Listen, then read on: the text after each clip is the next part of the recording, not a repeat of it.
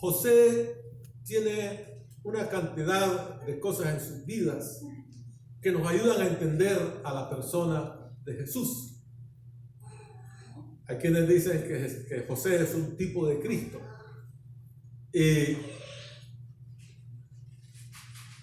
en su vida, hermano, ocurrieron tantas cosas que son lecciones para nosotros. Dios tiene un plan para cada persona.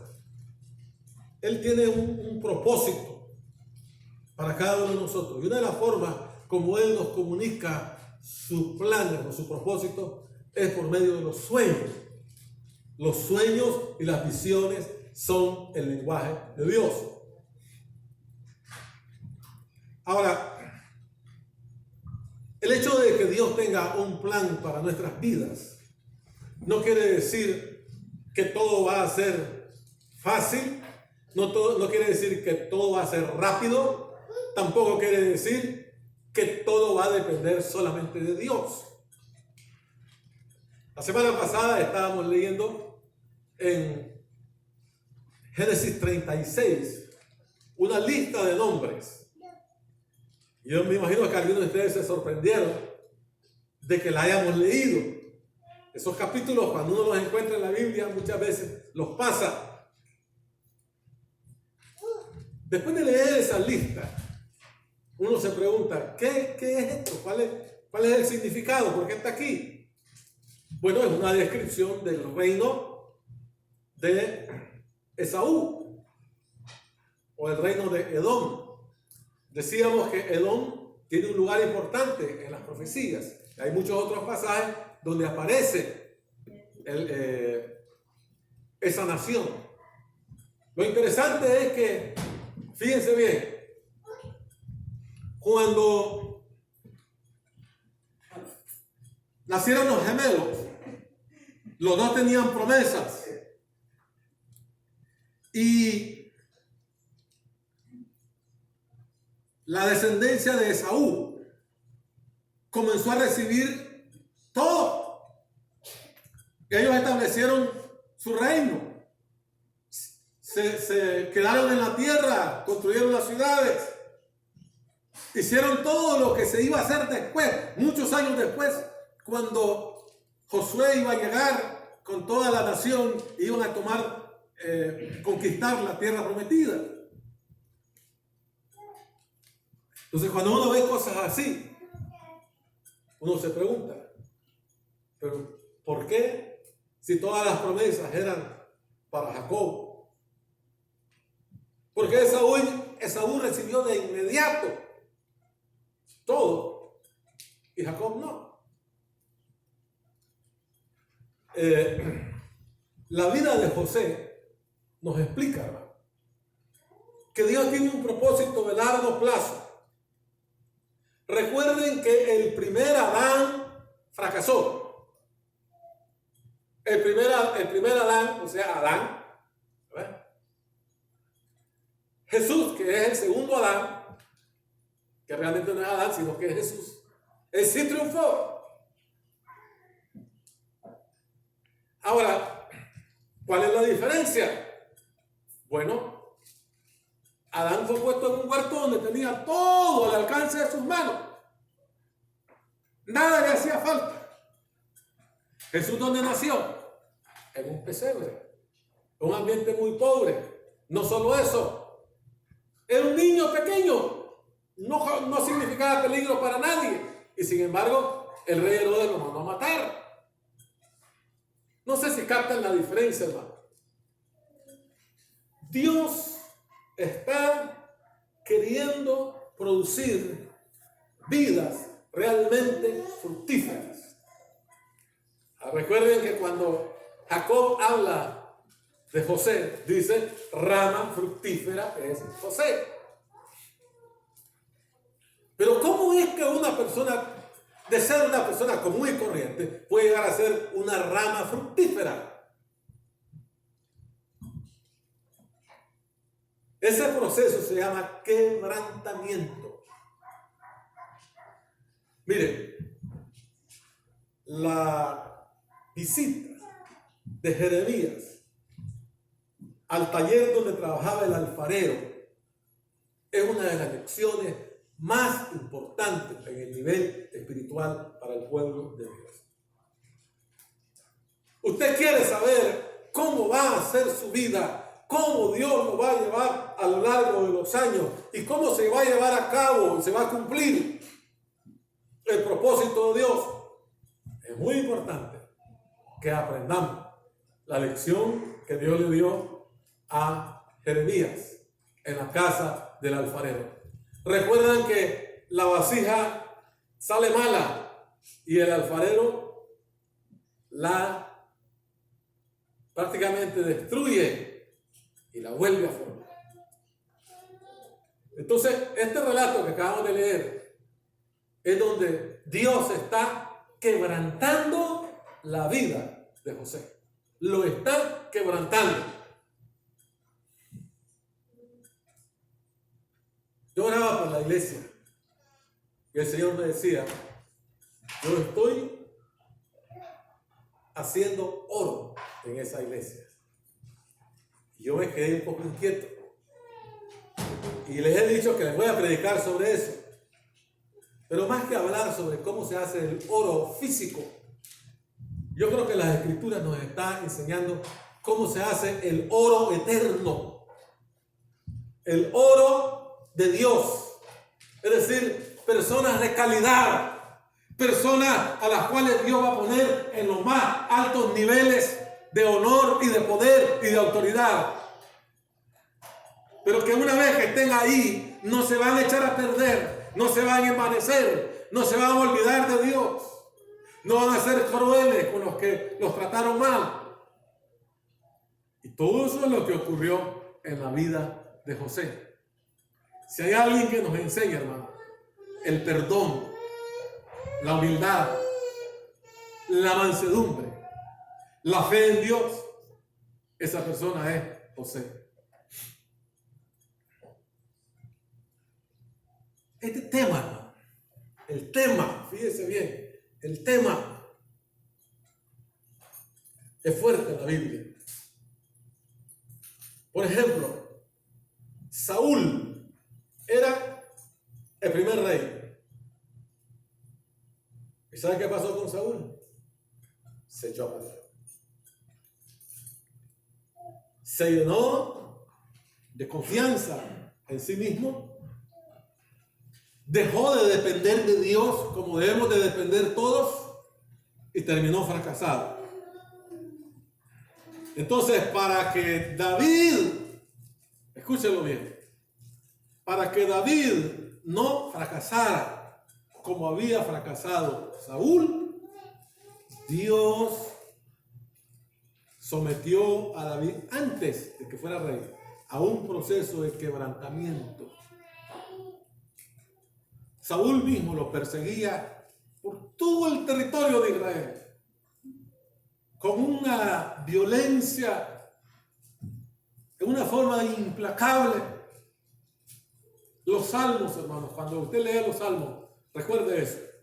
¿Por qué está diciendo esto David? Muchas veces es porque anda huyendo de Saúl. Cuando él dice el malo, se está refiriendo a Saúl. Saúl es que el hombre, la persona que quiso destruirlo, acabar con él completamente. Y hay un pasaje precioso en la Biblia que dice, y David se fortaleció en Jehová su Dios. Dios quiere llevarnos a ese momento, a momento en que nosotros llegamos a depender total y absolutamente de Dios. Hay algo más en este pasaje, hermano. Recuerdan que la competencia por el liderazgo, Jacob era el menor, pero Dios le dio la bendición de mayor. Fíjense bien, no fue por los trucos de Rebeca, ni porque engañaron a Isaac.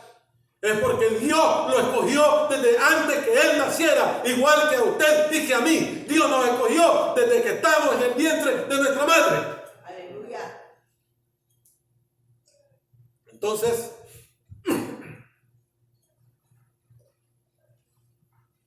ahora estamos en la siguiente generación. Jacob tenía 12 hijos. ¿Quién iba a ser el líder? No podía ser Rubén porque pecó. ¿Y cómo escoger otro líder? A mí me llamó mucho la atención cuando estaba leyendo todo esto. Me puse a buscar. Definitivamente después de Jacob, el líder fue José. Luego, en la época de Moisés, el líder fue Moisés de la tribu de Leví. Cuando entran a la tierra prometida, el líder es Josué de la tribu de Efraín.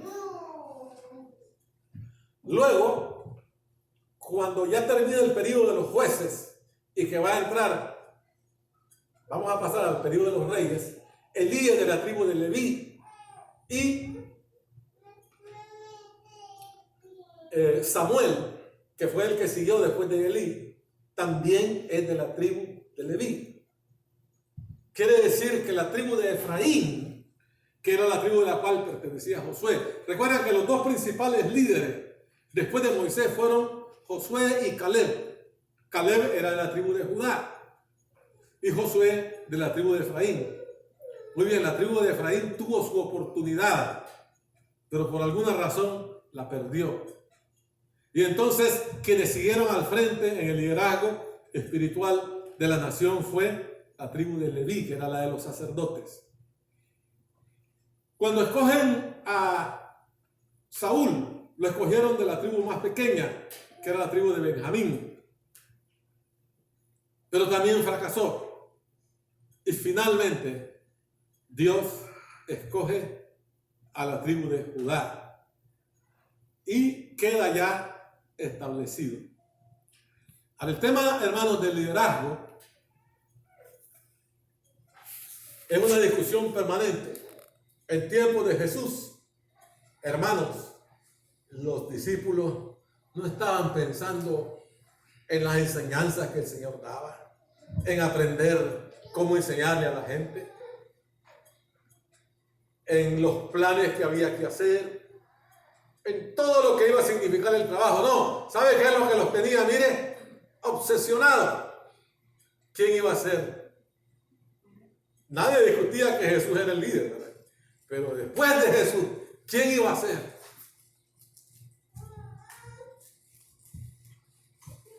Muy bien.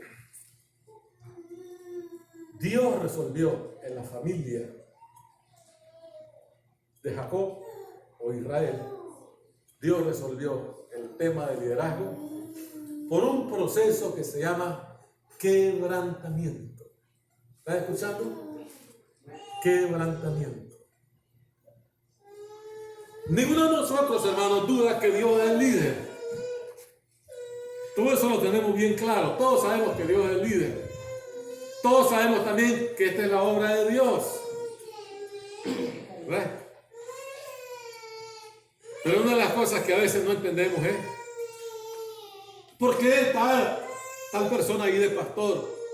¿O por qué eligieron a tal de superintendente o de presbítero? El punto es que, hermanos, Dios es un gobernante. Él gobierna en el universo entero y, por supuesto, en la iglesia. Y Él sabe todo lo que una persona que está a cargo tiene que hacer. Y Él sabe cuáles son las debilidades. Y entonces, en el proceso, Él tiene que preparar, capacitar. Yo quisiera preguntarles, hermanos, ¿qué pasaría si usted sabe que su compañero que tiene a la par en el trabajo pronto va a ser su supervisor? ¿Cómo reaccionaría usted? ¿Cómo lo vería?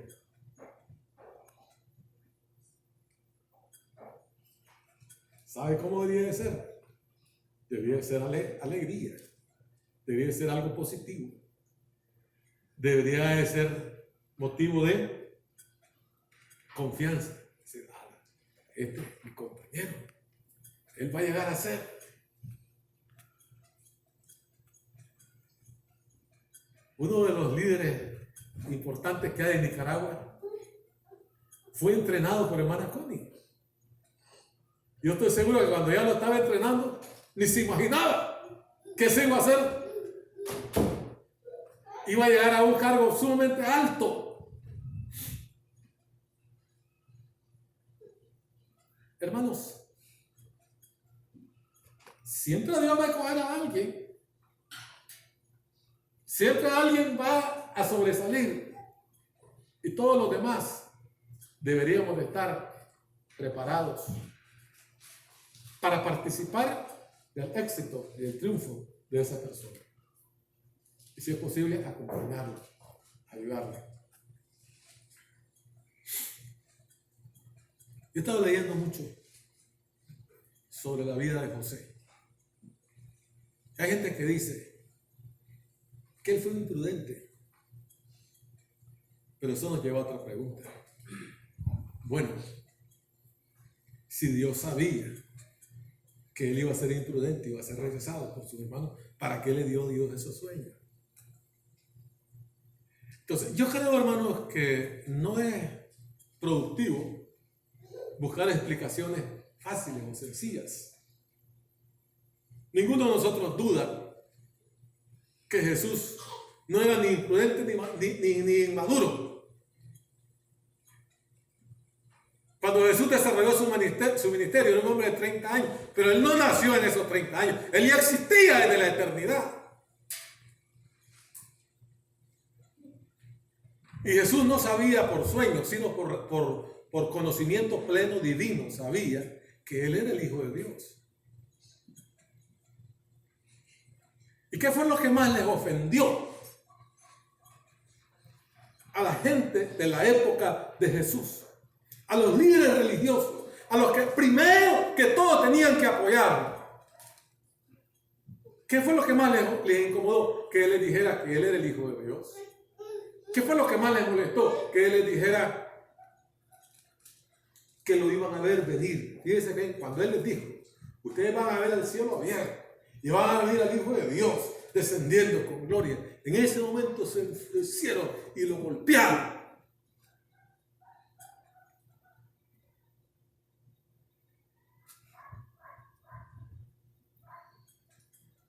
Él no estaba cometiendo ninguna imprudencia. Él estaba diciéndole la verdad. Ellos no quisieron aceptarla. No quisieron reconocerla. Esta mañana ya vamos a tomar la Santa Cena. La Santa Cena también es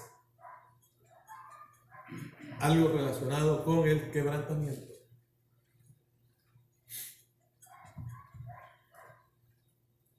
Yo espero que nosotros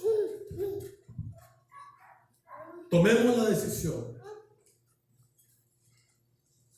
de cómo vamos a reconocer a nuestro líder. ¿Cómo lo vamos a reconocer? ¿Lo vamos a tomar positivamente como lo tomaron los apóstoles? Como dijo Pedro, tú eres el Cristo, el Hijo de Dios viviente. Eso fue lo que dijo Cristo. ¿Qué dijo Caifás? ¡Blasfemia! Esta mañana, yo pienso que el mensaje nos lleva a reflexionar a profundidad. Miren, Dios nos está hablando y Dios escoge a alguien. Ya he explicado que el tema del liderazgo era importante porque se trataba de un gobierno. Los gobiernos no son cosas que se improvisan. Un gobierno tiene que tener una planificación y dentro del sistema como operan las cosas se necesita un líder y Dios lo escoge. Eso dice la Biblia, que Dios quita y pone no solo a los gobiernos sino también a los pastores, a los líderes de la iglesia, y Dios le habla y le da sueños. Y entonces, los miembros de la iglesia, los que estamos aquí esta mañana, podemos participar de sus sueños o ignorarlos.